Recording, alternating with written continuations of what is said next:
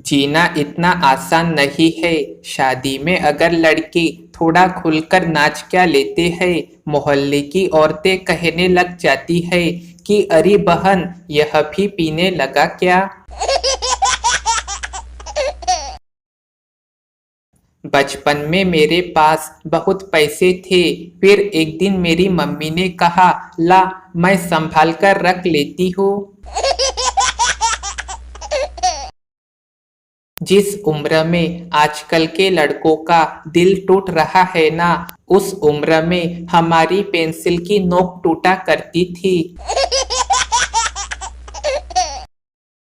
जो सुबह आवाज लगाने से भी न उठे, उसे उठाने का एक नया तरीका, कान में जाकर धीरे से बोल दो, तेरा बाप तेरा मोबाइल चेक कर रहा है, कूद के भागेगा ससुरा। एक राजा था। उसने एक सर्वे करने का सोचा कि मेरे राज्य के लोगों की घर गृहस्थी पति से चलती है या पत्नी से। उसने एक इनाम रखा कि जिसके घर में पति का हुक्म चलता हो, उसे मनपसंद घोड़ा इनाम में मिलेगा, और जिसके घर में पत्नी की चलती है, वो एक सेब ले जाए। एक के बाद एक सभी नगरवासी सेब उठाकर जाने लगे। राजा को चिंता होने लगी, क्या मेरे राज्य में सभी घरों में पत्नी का हुक्म चलता है।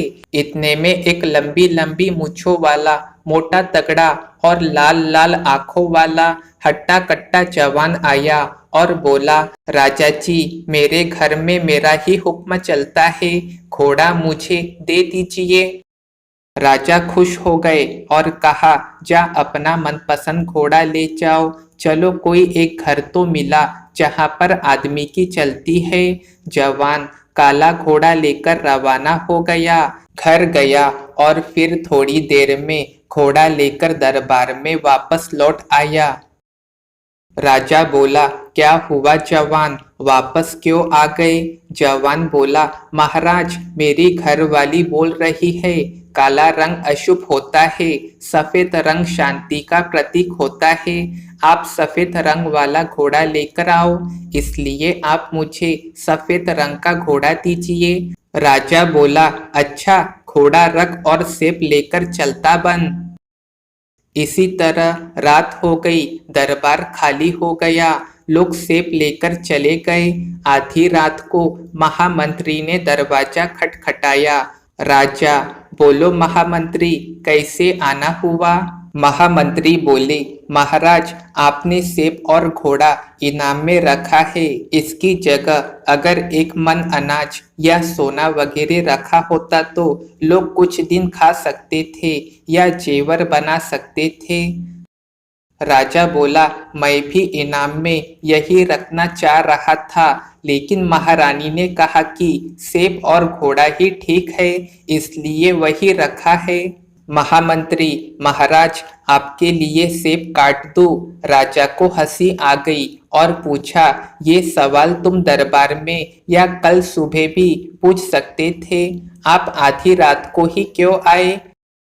महामंत्री बोले, महाराज, मेरी धर्मपत्नी ने कहा अभी जाओ और अभी पूछ के आओ, सच्ची घटना का पता तो चले। राजा बात काटकर बोले, महामंत्री जी, सेब आप खुद ले लोगे या घर भेज दिया जाए। समाज चाहे जितना भी पुरुष प्रधान हो, लेकिन संसार स्त्री प्रधान ही है।